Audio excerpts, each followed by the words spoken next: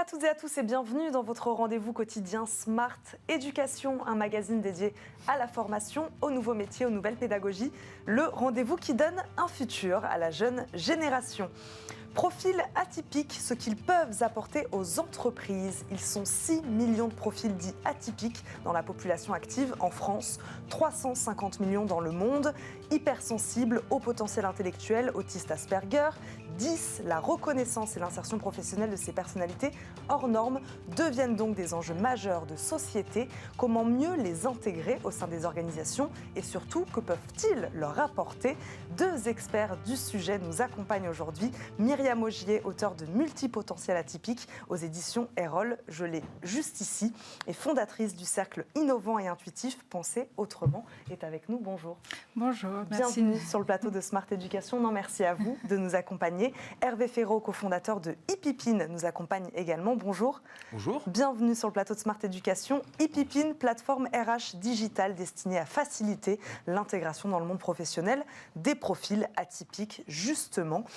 Myriam Augier, qui sont ces profils atypiques? J'ai donné quelques exemples en préambule de cette émission. Expliquez-nous qui sont-ils. D'accord. Alors, c'est déjà des gens qui appartiennent à une diversité cognitive, dont le cerveau fonctionne totalement différemment des autres. Et ils utilisent énormément leur intuition. Ce sont souvent des gens hypersensibles. Ils ont une pensée en arborescence, c'est-à-dire que leur pensée ne fonctionne pas de manière linéaire, c'est-à-dire logique, analytique. C'est plutôt comme un network, comme une toile d'araignée. Ils font énormément d'associations. Ce qui les distingue beaucoup des autres et qui, de temps en temps, fait que on a quelquefois, quand on n'a pas cette structure de pensée, quelquefois, on a du mal à les suivre, alors qu'eux ont leur propre logique. Ils sont hyper esthésiques, c'est-à-dire qu'ils sentent, les sons, les odeurs sont plus fortes, les sons sont plus prégnants chez eux, la lumière est plus prégnante, ils sont plus sensibles à tous ces éléments. Donc ça, ce sont des caractéristiques. Ouais. Pour être plus clair, s'agit-il de pathologies? Ah non, ce n'est pas des pathologies. Non, parce qu'autrement, il y aurait peut-être, je sais pas, 30% de la population qui serait dans la pathologie. Au contraire, en fait, c'est des gens qui fonctionnent différemment, mais peut-être la question est-ce que c'est acquis ou est-ce que c'est aussi renforcé par l'éducation? Et l'éducation française, elle est plus, elle s'assoit plus sur des profils atypiques, logiques et analytiques. Après, enfin voilà, c'est notre héritage de Descartes. Et sont moins, on valorise moins les profils créatifs. Et en fait, ce qu'il faut savoir, c'est avoir en tête pour les aborder, c'est la diversité des intelligences. Et aujourd'hui, on est très centré sur un type d'intelligence qui est, il faut être matheux, scientifique, etc., suite à probablement au 19e siècle, et puis à tout l'enseignement à Descartes, etc. Ce qui fait qu'une entreprise peut être innovante aujourd'hui et performante, c'est la diversité des intelligences. Il faut qu'elle s'appuie là-dessus. Si on veut être créatif, il faut avoir une diversité des intelligences et pas raisonner dans ce qui est déjà fait. Hervé Ferraud, je le disais tout à l'heure, à peu près 6 millions de profils atypiques aujourd'hui en France. Est-ce qu'on a une idée de la proportion, de combien de ces profils sont intégrés aujourd'hui au milieu professionnel ? Ça dépend des profils, parce que sur les 6 millions, vous avez pas mal de gens qui ont plusieurs diversités, plusieurs spécificités. Vous avez déjà 20 à 25 à 30%, même parfois on dit, d'hypersensibles. Vous avez déjà les 2% de statutaires de HPI. Vous avez déjà 10% de dyslexie, dyspraxie, etc. 5% de TDA. Ça fait beaucoup, donc la plupart ont pas mal de caractéristiques. Et c'est vrai que plus on rajoute les caractéristiques, moins ils ont de chances d'avoir du travail. Vous avez par exemple alors vous avez les TSA, donc tout ce qui est autisme, il y en a quand même très très peu qui travaillent, ce qui est assez malheureux. Sur d'autres types de personnes, il y en a quand même pas mal qui travaillent. Par contre, peut pas raisonner uniquement sur le taux d'emploi, mais c'est le bien emploi qui serait intéressant de regarder. Ce qu'on a voulu faire, nous, au départ, c'est s'attaquer à tout ce qui est peu d'épanouissement, le manque d'épanouissement pour un certain nombre de profils qui sont très mal compris dans l'entreprise et surtout très mal, à qui on ne permet pas d'exprimer leur talent. Donc il s'agit de les intégrer au milieu professionnel, mais surtout de les faire se sentir bien au sein de ce milieu professionnel. Voilà. Non, mais c'est ça, c'est exactement ça. Et en fait, le message qu'on cherche à faire passer aux entreprises et qui, il faut bien le dire, a quand même du mal à passer, c'est le fait que... Comment le regard d'ailleurs des entreprises a-t-il évolué ces dernières années sur ce type de profil ? Alors ça, c'est une bonne question parce que justement, nous, on a démarré, on s'est lancé véritablement en 2018, à peu près mi-2018, et entre 2018 et 2019, je crois qu'on a fait du boulot intéressant avec les entreprises. On était quand même pas mal écoutés. Et ce qu'on a remarqué en 2020 et 2021, c'est qu'il y avait une sorte de recentrage des préoccupations des entreprises vers ce qu'elles considèrent être leurs priorités. Et clairement, dans ces priorités, l'inclusion de la neurodiversité, elle est un petit peu en bas de la pile. Et en effet, c'est dommage. Pourquoi ? Parce que c'est pour une question, d'une part, de productivité. Parce que quelqu'un qui est bien employé, bien utilisé pour ses talents, déjà qu'il soit atypique ou pas atypique, évidemment, il est beaucoup plus productif. C'est encore pire ou mieux, je dirais, pour un profil atypique. Si je prends par exemple un haut potentiel intellectuel qui a des capacités absolument hors normes, qui est capable de faire le même travail en 2 jours, alors que ça prendrait 5 jours à quelqu'un d'autre, lui, s'il est bien employé... Bien encadré, mis en confiance. Oui, c'est ça. Bien. Voilà, on va lui laisser prendre des responsabilités. Je ne sais pas, ça dépend des individus, bien entendu. Donc, en termes de productivité, elles y gagneraient beaucoup. Et d'un autre côté, le pendant, c'est qu'en termes de risques psychosociaux, il les réduirait beaucoup. Parce que sont beaucoup plus sujets aux risques psychosociaux si mal utilisés. Myriam Augier, pour rester sur les entreprises, ce livre, vous l'avez conçu comme une boîte à outils justement pour les entreprises, pour les managers. En fait, j'ai conçu à la fois pour les profils multipotentiels atypiques, pour qu'ils aient une description de leur comportement.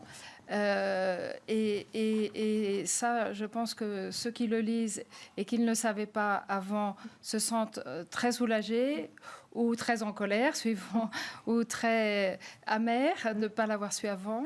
Mais après ça, je l'ai conçu aussi pour qu'ils puissent mieux gérer leur carrière. Et puis, j'ai pensé aux entreprises, puisque je travaille avec les entreprises depuis une vingtaine d'années, un peu plus, pour que les entreprises puissent les comprendre, puissent gérer aussi leur carrière, sachant que eux, ils ont besoin de changer énormément de postes. C'est-à-dire, ils ne peuvent pas rester 3, 4, 5 ans sur un poste. Ils sont plus dans les gestions de projets, ils sont plus sur des missions courtes. Et une fois qu'ils ont fait le tour, il faut qu'ils bougent. Parce qu'ils ne peuvent pas rester, ils détestent la routine, ils ont besoin d'apprendre, de se nourrir. Et donc, certains réussissent extrêmement bien, à condition, tout à l'heure, on disait l'idée du bon environnement. En fait, quand ils sont avec quelqu'un qui comprenne leurs capacités et leurs qualités, ça fait des étincelles.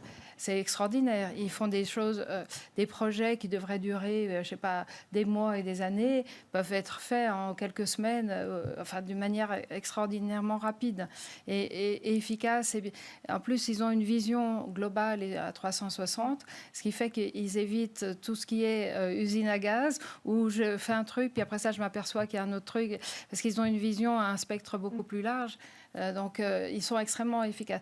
Alors, quand ils sont avec des managers qui les comprennent, et soit qu'ils sont comme eux, soit qu'ils comprennent la complémentarité, c'est extraordinaire. Et puis, s'ils tombent sur des managers qui les contrôlent, etc., c'est une vraie catastrophe. Comment, chez Epipine, justement, vous les accompagnez sur ces différentes étapes, ce processus d'intégration au sein d'une entreprise? Quel travail vous faites avec les entreprises? On se dire, voilà, il y a cette période-là, peut-être les premières semaines, il faut l'accompagner de cette manière-là. Puis, Quel est votre travail d'accompagnement là-dessus ? Disons que plus globalement, enfin, cela c'est au niveau de l'individu lui-même, mais peut-être que plus globalement vis-à-vis de l'entreprise, on a des programmes effectivement d'inclusion, parce que en réalité ça concerne toutes les entreprises. Il y a un message que je voulais faire passer aux entreprises, c'est que ne croyez pas que dans votre entreprise il n'y en a pas, parce que souvent quand on discute avec quelqu'un, on dit nous dans l'entreprise il n'y en a pas, mais n'importe quoi, il y en a 20-30% comme dans toutes les comme partout ailleurs. Donc on propose des programmes d'inclusion qui passent d'abord par de la sensibilisation. Donc il faut sensibiliser non seulement les dirigeants, les managers, mais aussi les employés, puisqu'il y en a plein qui ne savent pas qu'ils ont une sorte de spécificité et qui expliqueraient bien de leurs soucis. Il y a de la formation, il y a de la détection de talents. Donc on a toute une batterie de tests qui permet de faire des bilans de personnalité et de talents, d'aller détecter des talents cachés notamment. Donc pour mieux les utiliser, bien entendu. Et derrière, c'est effectivement de l'accompagnement. Alors ça peut être avec des coachs, qu'on ne fait pas nous-mêmes, bien entendu, donc on travaille avec des coachs. Mais c'est aussi l'encadrement dans le sens où on peut les faire travailler. Ces profils atypiques peuvent très bien se réunir dans des réseaux internes neurodivers, HPI, dans les entreprises, et on peut les faire travailler sur des problématiques à résoudre pour leur propre entreprise ou pour d'autres entreprises. Donc leur donner cette bouffée d'oxygène qui fait qu'ils vont se sentir mieux au travail. Il faut les valoriser, ces potentiels. Visionnaires, créatifs, vous les appelez même les pépites de demain. Pourquoi, selon vous, qu'est-ce qu'ils peuvent apporter véritablement au monde de l'entreprise de demain, justement ? Pour moi, c'est un enjeu à la fois majeur de santé publique, parce qu'il y en a beaucoup qui vont mal, et c'est un enjeu majeur de société, parce que si on ne les intègre pas, on ne sera pas aussi innovant qu'on pourrait l'être, on ne sera pas aussi créatif, on ne sera pas aussi efficace. Et dans un monde hyper compétitif et hyper rapide aujourd'hui, c'est vraiment les profils qui sont les pépites de demain. Si on ne les intègre pas, on va voir passer le train, quoi. On va louper le train de la croissance, du développement. Et ce qu'il faut aussi noter, c'est que ces personnalités, elles sont très attachées aux valeurs, à l'éthique. Donc c'est vraiment, ils ont absolument toutes les qualités pour réussir et faire réussir les autres, puisque en fait aussi, ils sont très soucieux de l'intérêt des autres. Et contrairement, ils ne sont pas dans la recherche de pouvoir. Donc les gens de pouvoir devraient au contraire s'associer avec eux plutôt que de les combattre. Merci beaucoup à tous les deux d'avoir fait de la pédagogie aujourd'hui sur ce sujet. Myriam Augier, auteure de Multipotentiel atypique. Merci beaucoup de nous avoir accompagnés. Hervé Féraud, cofondateur de Ipipine. Merci également. C'est déjà la fin de cette émission. Merci à vous de nous avoir suivis. On se retrouve très vite pour un nouveau numéro de Smart Éducation. À très vite.